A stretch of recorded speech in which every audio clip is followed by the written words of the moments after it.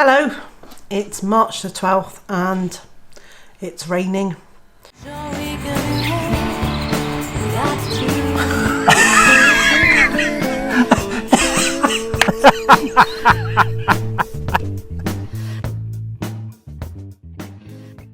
And it's actually quite chilly out there, so I'm having a day inside.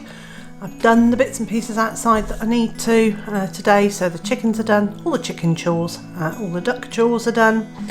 Mr. J and I have popped out for a while back up to my sister's house to collect some more cardboard, and so we're now in for the afternoon.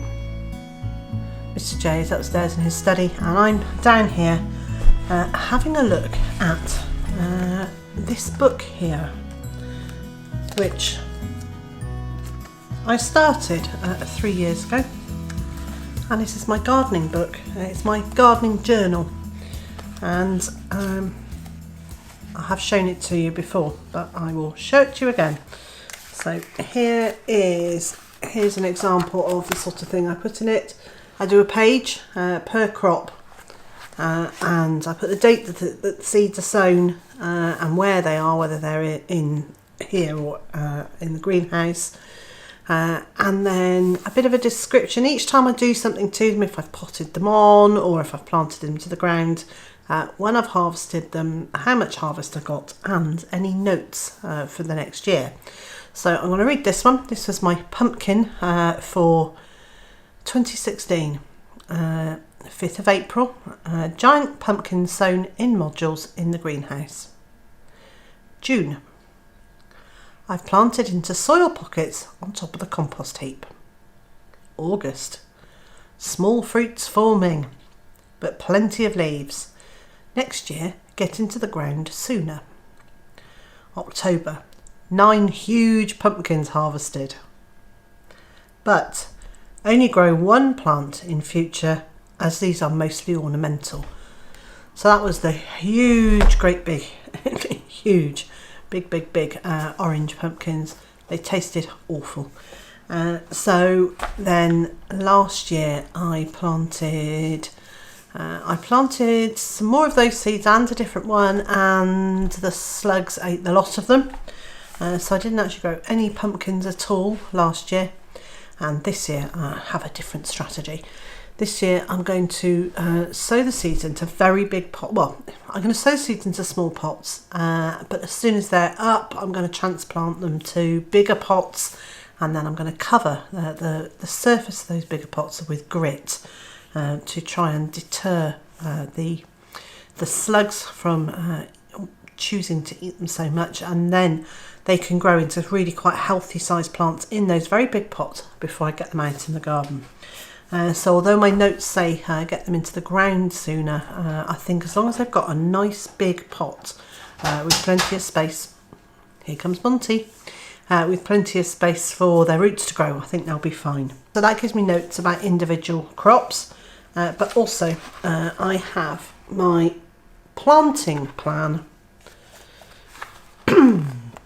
Let's see if it will focus. There we go. This is my planting plan for 2018.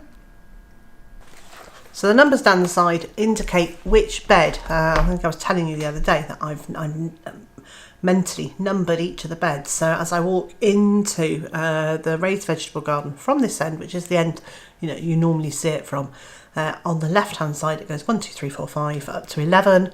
But then it also starts with 11 on the right hand side, because originally I had only intended there to be 10 beds on each side. So I went 1 to 10 and then started number 11 on the right, going down to 20. So it is a little bit confusing, but the 11th bed on the left hand side are the artichokes, which are a perennial, so nothing else is going to be put in there to grow.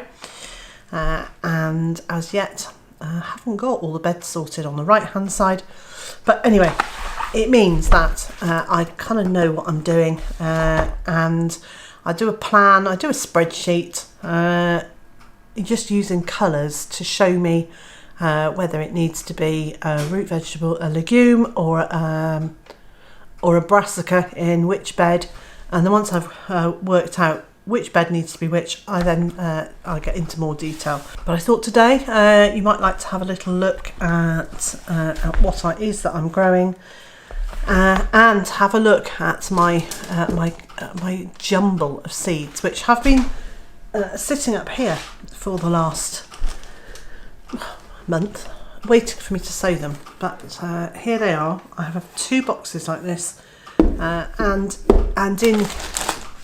in these boxes are then bags, and the bags are family groups of seeds. So this is all the brassicas, these are all carrots, radishes and root vegetables. This one's all herbs, and then what else is in there is a whole hodgepodge of things that don't necessarily fit into those into the bags. And then in this one there's an awful lot of home collected seeds. So this one, which says seeds, and that may not be very helpful, but I don't know what the name of the plant is, except for look at these, they're very fluffy. They're flowers, they're purple, they're very beautiful purple flowers, and they almost look like, well, they're almost like an allium type flower. But anyway, these came from next door, and they very kindly let me have some seeds. So in my box here, parsnip seeds. Now I know these are fertile because they're growing all over the garden, but masses and masses of organic, home collected, and the variety is Tender and True. Homegrown spaghetti squash. More parsnip seeds. I have got an awful lot of parsnip seeds. Greek gigantes. Now these are the absolutely enormous runner beans that Mr. J and I really like the taste of. So you grow them, you don't eat the green pod, you just eat the big white bean at the end of the year. So they're nice. You put them in and you just leave them there until the end of the season when they're ready to harvest. Easy peasy. We've got some borlotti beans, and I've very usefully written on this dwarf or climbing, unknown, because I collected the pods, didn't write down what they were, but these ones I did. So these ones are borlotti beans climbing. My runner beans, which is a variety called White Lady, and I bought the original seeds of these. I bought organic seeds at the start of 2016, so I grew them in 2016, collected the seeds, grew them again in 2017, collected the seeds. Dwarf borlottis and some broad beans. Now I don't know what variety these are, because I sowed 2 varieties. One was Artichokes, the other was, can't remember, but these are some seeds from either. These need to get into some soil very quickly.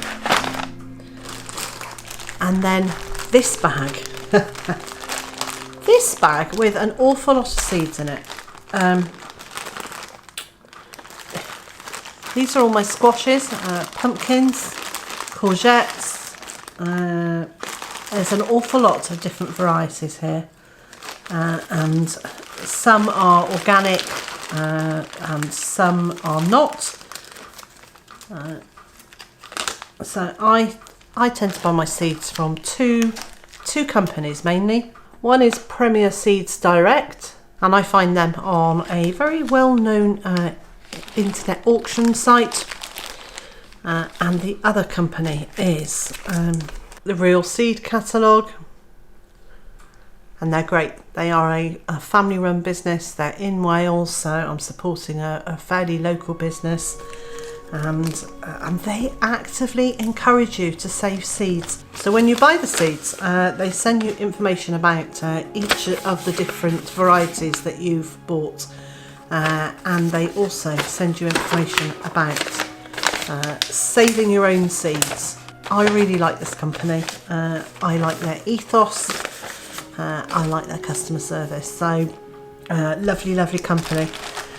So squashes. I have so many squash seeds. It is bonkers, but squashes can be stored over winter if you get it right. I didn't get it right this year, which I'm really sad about, but I am aiming to grow lots and lots of different squash varieties so that we can try different varieties, so we can sell some, so we can give some to friends.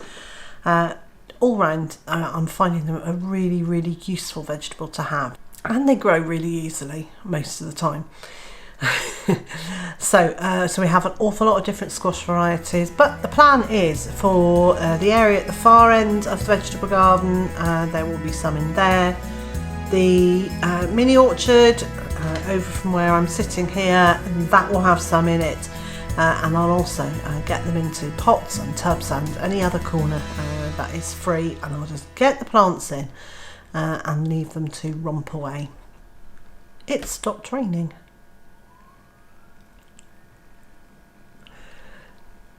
That's great news. So as it stopped raining, I'm going to head out to the greenhouse for a little while and maybe get some seeds planted. If you're enjoying my videos and you haven't done so already, please do subscribe to my channel. And so wherever you are in the world and whatever you've got planned for today, I hope there's something you enjoy, and I also hope you can join me again tomorrow.